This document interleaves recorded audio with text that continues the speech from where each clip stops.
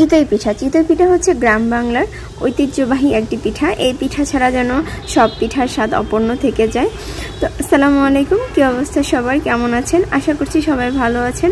তো আজকের পর্বে আমি আপনাদের তৈরি করে দেখাবো চাউলের গুঁড়া ছাড়া কিভাবে বাসায় থাকা ভাতের চাল ও পোলাওর চাল দিয়ে আপনারা এই অসম্ভব সুন্দর অসংখ্য ছিদ্রযুক্ত এই চিতই পিঠাটা তৈরি করে ফেলতে পারেন। কারণ ঋতুস কিচেন মানেই কিন্তু ঘরোয়া পদ্ধতিতে সহজ রান্নাবান্না।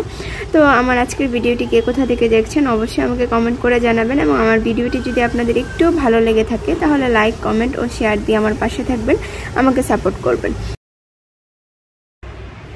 তো এখানে দেখুন আমি হাফ কেজির মতো নিয়ে নিয়েছি ভাতের চাল। আমাদের সবার ঘরে যেরকম ভাতের চাল থাকে সেই ভাতের চাল, আর নিয়ে নিয়েছি হাফ কেজির মতো পোলাওর চাল। তারপর এগুলোকে আমি ভালো করে ধুয়ে 3-4 ঘন্টার মতো ভিজিয়ে রেখেছিলাম।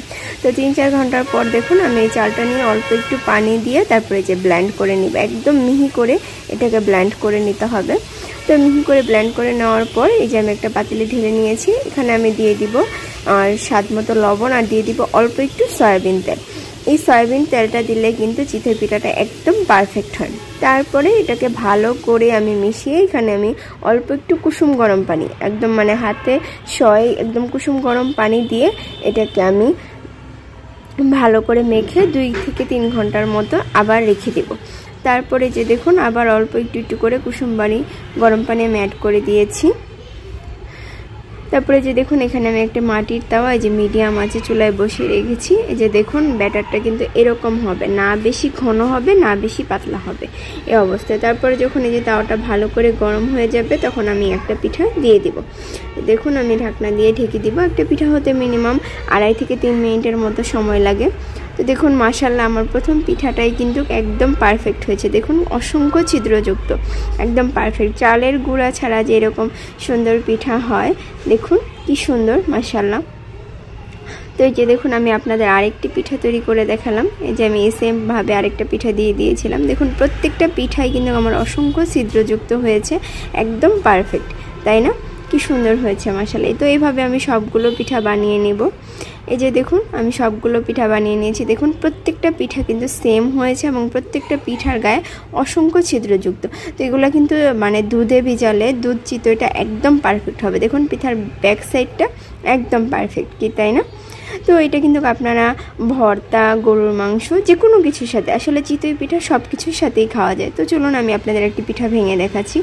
দেখুন এটা কি পরিমাণ অসংখ্য ছিদ্রযুক্ত এবং জালিযুক্ত হয়েছে, একদম পারফেক্ট। এটা খেয়ে কেউ বুঝতেই পারবে না যে এটা আপনি চালের গুঁড়া ছাড়া ব্লেন্ডারে ব্লেন্ড করে তাও ভাতের চাল ও পোলাওর চাল দিয়ে তৈরি করেছেন। তো এই পিঠাটা খেয়ে সবাই আপনার প্রশংসা করবে এবং বাসায় আপনি অল্প সময়ের মধ্যে এই পিঠাটা তৈরি করে ফেলতে পারবেন। তো মানে জাস্ট যেদিন আপনি পিঠাটা তৈরি করবেন জাস্ট ওই দিন মানে চালটা একটু 2 ঘন্টা আগে ভিজিয়ে রাখতে হবে, এই আর কি।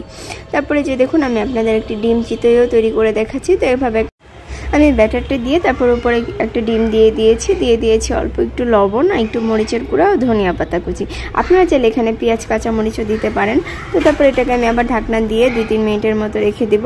দেখুন 2 থেকে 3 মিনিট পর আমাদের ডিম চিতই পিঠা কিন্তু একদম রেডি। তো এইভাবে বাসায় আপনি এই পিঠাগুলো তৈরি করে সবার প্রশংসা পেতে পারেন। তো আজকের ভিডিওটি আপনাদের কাছে কেমন লেগেছে অবশ্যই আমাকে কমেন্ট করে জানাবেন। সবাইকে অসংখ্য ধন্যবাদ আমার ভিডিওটি দেখার জন্য। সবাই ভালো থাকবেন, সুস্থ থাকবেন। আল্লাহ হাফেজ, আসসালামু আলাইকুম।